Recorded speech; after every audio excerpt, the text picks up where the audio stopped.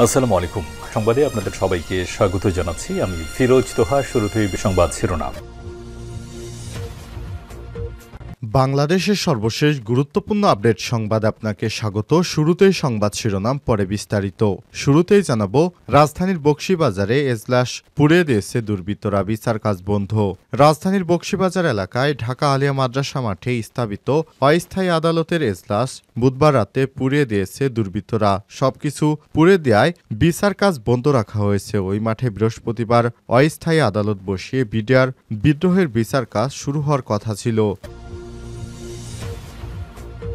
এরপর জানাবো, আন্তর্জাতিক অপরাধ ট্রাইব্যুনালে ২২৭৬ জন নেতাকর্মীকে ক্রসফায়ার এবং ১৫৩ জনকে গুমের অভিযোগ বিএনপির। ২০০৮ সাল থেকে গত বছরের ৫ আগস্ট পর্যন্ত সারা দেশে ২২৭৬ জনকে ক্রসফায়ারে হত্যা এবং ১৫৩ জনকে গুমের অভিযোগে আন্তর্জাতিক অপরাধ ট্রাইব্যুনালের প্রসিকিউশনে আবেদন দাখিল করেছে বিএনপি। আজ বৃহস্পতিবার বিএনপির মহাসচিব মির্জা ফখরুল ইসলাম আলমগীরের পক্ষে অভিযোগটি দায়ের করেন বিএনপির মহাসচিব মির্জা ফখরুল ইসলাম আলমগীর।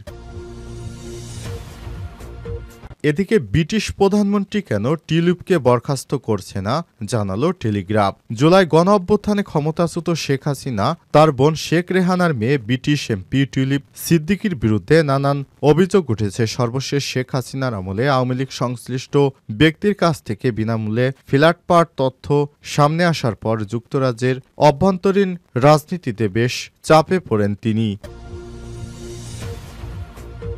জানাবো, চট্টগ্রামে গায়েব হওয়া প্রায় ২০০০ নথি ভাঙাড়ির দোকানে। চট্টগ্রাম আদালত থেকে গায়েব হয়ে যাওয়া সেই ২০০০ নথির খোঁজ ভাঙাড়ির দোকানে মিলেছে। এই ঘটনায় ভাঙাড়ির দোকান থেকে পুলিশ চা বিক্রেতা রুবেল নামে একজনকে গ্রেপ্তার করেছে। জানাবো, সাবেক এমপি শরীফুলের তার স্ত্রীসহ দেশ থেকে নিষেধাজ্ঞা। বগুড়া ২ আসনের সাবেক সংসদ সদস্য মোহাম্মদ শরীফুল ইসলাম জিন্নাহ এবং তার স্ত্রী মহসিনা আক্তারের দেশ থেকে নিষেধাজ্ঞা দিয়েছে আদালত। আজ বৃহস্পতিবার ৯ জানুয়ারি দুর্নীতি দমন কমিশন দুদকের আবেদনের পরিপ্রেক্ষিতে ঢাকা মহানগর সিনিয়র জাজ মোহাম্মদ জাকির হোসেন গালিব আদেশ দেয়। এবং সর্বশেষ জানাবো, ভ্যাট বাড়ানোর সিদ্ধান্তে অনির্দিষ্টকালের জন্য রেস্তোরাঁ বন্ধের হুমকি। হোটেল রেস্তোরাঁয় ভ্যাটের হার বাড়ানোর সিদ্ধান্ত থেকে সরে আসার আহ্বান জানিয়েছে বাংলাদেশ রেস্তোরাঁ মালিক সমিতি। এই সিদ্ধান্ত থেকে সরে না এলে অনির্দিষ্টকালের জন্য রেস্তোরাঁ বন্ধের হুমকি দিয়েছে মালিক পক্ষ। প্রিয় দর্শক, এতক্ষণ শুনছিলেন সংবাদ শিরোনাম, এবারে বিস্তারিত। তবে তার আগে বন্ধুরা, অনুরোধ থাকবে সংবাদটিতে একটি লাইক দিন। এই চ্যানেলে আপনি নতুন হয়ে থাকলে আমাদের সংবাদটি দেখতে দেখতে চ্যানেলটি সাবস্ক্রাইব করে রাখুন, যাতে করে বন্ধুরা আমাদের পরবর্তী লেটেস্ট আপডেট সংবাদগুলো সবার আগে আপনার কাছে পৌঁছে যায়। কমেন্ট করে আপনার মূল্যবান মতামত জানিয়ে দিন আপনি বিশ্বের কোন দেশ থেকে বা বাংলাদেশের কোন স্থান থেকে আমাদের সংবাদটি দেখছেন এবং শুনছেন। এবারে বিস্তারিত। বকশীবাজারে এজলাস পুড়িয়ে দিয়েছে দুর্বৃত্তরা, বিচার কাজ বন্ধ। রাজধানীর বকশীবাজারে ঢাকা আলিয়া মাদ্রাসা মাঠে স্থাপিত অস্থায়ী আদালতের এজলাস বুধবার রাতে পুড়িয়ে দিয়েছে দুর্বৃত্তরা। সবকিছু পুড়ে যায়, বিচার কাজ বন্ধ রাখা হয়েছে। ওই মাঠে বৃহস্পতিবার অস্থায়ী আদালত বসিয়ে বিডিআর বিদ্রোহের বিচার কাজ শুরু হওয়ার কথা ছিল। সরেজমিনে গিয়ে দেখা গেছে এজলাস কক্ষে সবকিছু পুড়ে গেছে, অবশিষ্ট নেই কিছুই। বিচারকের বসার টেবিল, চেয়ার থেকে শুরু করে সবকিছু পুড়িয়ে দেওয়া হয়েছে। বর্তমান বিচার কাজ চলার মতো কোনো পরিস্থিতি নেই। সকালে আদালত পরিদর্শনে আসেন বিচারপতি ইব্রাহিম মিয়া। এ সময় তার সঙ্গে কথা বলেন মাদ্রাসা শিক্ষার্থীরা। বিচার কাজ চালানোর জন্য পরবর্তী দিন ধার্য করা হয়েছে, তবে পরবর্তী বিচার কাজ কোথায় চালানো হবে সে বিষয়ে তারা জানায়নি। আদালত প্রাঙ্গণে এসে border guard of Bangladesh chief prosecutor Mohammad Borhanuddin বলেছেন, বিচার কাজ চালানোর মতো অবস্থা নেই। বিচারক এখানে উপস্থিত হয়েছে, এখন ওনার পক্ষ থেকে কি নির্দেশনা আসে সেটার অপেক্ষায় আছে। এদিকে অস্থায়ী আদালত বসানোর প্রতিবাদে বৃহস্পতিবার সকাল থেকে মাদ্রাসার সামনের সড়কে অবস্থান নেয় আলিয়া মাদ্রাসার শিক্ষার্থীরা। পরিস্থিতি নিয়ন্ত্রণে ঘটনাস্থলে পৌঁছায় সেনাবাহিনী। ঢাকা শিক্ষা বোর্ডের সামনে সড়কে বকশীবাজার মোড় এবং আশপাশের গলিতে প্রবেশমুখ বাঁশ দিয়ে আটকে রাখে শিক্ষার্থীরা। এতে বকশীবাজার মোড় থেকে শিক্ষা বোর্ড এবং চকবাজার সড়কে যান চলাচল বন্ধ হয়ে যায়। এর আগে বুধবার রাতভর আন্দোলনের পর আজ সকাল থেকে সড়কে টায়ার জ্বালিয়েও অবস্থান নিয়ে বিক্ষোভ চালাচ্ছেন তারা। দাবি আদায় না হওয়া পর্যন্ত তারা সড়ক ছাড়বেন না বলে হুঁশিয়ারি দিয়েছেন। আন্তর্জাতিক অপরাধ ট্রাইব্যুনালে ২২৭৬ নেতাকর্মীকে ক্রস ফায়ার এবং ১৫৩ জনকে গুমের অভিযোগ বিএনপির। ২০০৮ সাল থেকে গত বছরের ৫ আগস্ট পর্যন্ত সারা দেশে ২২৮৬ জনকে ক্রস ফায়ার দিয়ে হত্যা এবং ১৫৩ জনকে গুমের অভিযোগ আন্তর্জাতিক অপরাধ ট্রাইব্যুনালের প্রসিকিউশনে আবেদন দাখিল করেছে বিএনপি। আজ বৃহস্পতিবার বিএনপির মহাসচিব মির্জা ফখরুল ইসলাম আলমগীরের পক্ষে অভিযোগটি দায়ের করেন দলের পক্ষ থেকে মামলা খুন ও তথ্য সংরক্ষণ সমন্বয়কের দায়িত্বে থাকা মোহাম্মদ সালাউদ্দিন খান পিপিএম।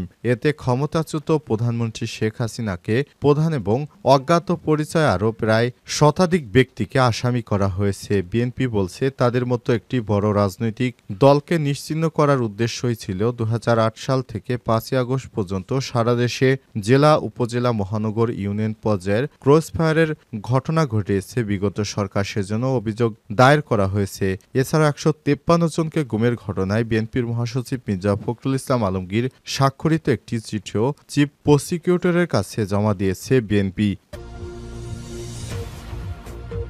ব্রিটিশ প্রধানমন্ত্রী কেন টিউলিপকে বরখাস্ত করছেন না জানালো টেলিগ্রাফ। জুলাই অভ্যুত্থানে ক্ষমতাচ্যুত শেখ হাসিনার বোন শেখ রেহানার মেয়ে ব্রিটিশ এমপি টিউলিপ সিদ্দিকীর বিরুদ্ধে নানান অভিযোগ উঠেছে। সর্বশেষ শেখ হাসিনার আমলে আওয়ামী লীগ সংশ্লিষ্ট ব্যক্তির কাছ থেকে বিনামূল্যে ফ্ল্যাট পাওয়ার তথ্য সামনে আসার পর যুক্তরাজ্যের অভ্যন্তরীণ রাজনীতিতে বেশ চাপে পড়েন তিনি। এদিকে প্রশাসনিক নির্ধারণে ব্রিটিশ প্রধানমন্ত্রী স্যার কিয়ার স্টারমার বেশ কঠোর বলে পরিচিত, কিন্তু টিউলিপের ফ্ল্যাট নেওয়া ইস্যুতে তিনি এখনও চুপ কেন?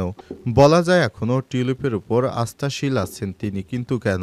এর নেপথ্যে জানিয়েছে ব্রিটিশ সংবাদ মাধ্যম দ্য টেলিগ্রাফ। দীর্ঘ সময় ধরে যুক্তরাজ্যে বসবাস করেন টিউলিপ সিদ্দিকী। তিনি সেদেশের পার্লামেন্টে লেবার পার্টির একজন সদস্য এবং বর্তমান যুক্তরাজ্যের অর্থ মন্ত্রণালয়ের অর্থনীতি বিষয়ক মিনিস্টার, ইকোনমিক সেক্রেটারি। এ পদে দেশটির আর্থিক খাতে দুর্নীতি বন্ধের দায়িত্বে রয়েছেন তিনি। তবে সম্প্রতি বাংলাদেশের দুর্নীতি তদন্তে পরিবারের জন্য সদস্যদের সঙ্গে নাম জড়িয়েছে তারও। টেলিগ্রাফের প্রতিবেদনে কিয়ার স্টারমারের সঙ্গে টিউলিপ সিদ্দিকীর একটি ছবি ছাপা হয়েছে। বলা হয়েছে, সদ্য বিজয়ী প্রধানমন্ত্রী এবং তার স্ত্রীর সঙ্গে মুখে এক প্রশস্ত হাসিমাখা যে নারীকে দেখা যাচ্ছে তিনি টিউলিপ সিদ্দিকী। কিয়ার স্টারমারের পাশে থাকলে টিউলিপকে এমনই হাস্যজ্জ্বল দেখায়। গত বছরের ৫ই জুলাই ভোরে উত্তর লন্ডনের ক্যামডেন টাউন হলে নির্বাচনের বিজয় উদযাপনকালে একজন সেলফিতে ছবিটি ফ্রেমবন্দি করে। ছবিতে লেবার পার্টি ক্ষমতা আসার পর ৩ জনের উল্লাসের মুহূর্ত ধারণ করা হয়েছে। এ বিষয়ে যুক্তরাজ্যের পার্লামেন্টের ছায়া বা শ্যাডো পররাষ্ট্রমন্ত্রী ও কনজারভেটিভ পার্টি নেতা ক্রিস ফিলিপ বলেছেন, টিউলিপ সিদ্দিকের নিজের সম্পদের উৎস নিয়ে ব্যাখ্যা দেওয়ার সময় এসেছে। খালা হাসিনার বিরুদ্ধে যা সব দুর্নীতির অভিযোগ রয়েছে সেখান থেকে এই সম্পদগুলো কোনোটি এসেছে কিনা তা টিউলিপকে ব্যাখ্যা দিতে হবে। এই ব্যাখ্যার পরই তাকে তার দায়িত্ব পালন করতে দেয়া হবে কিনা বা বরখাস্ত করা হবে এ বিষয়ে সিদ্ধান্ত নেওয়া হবে।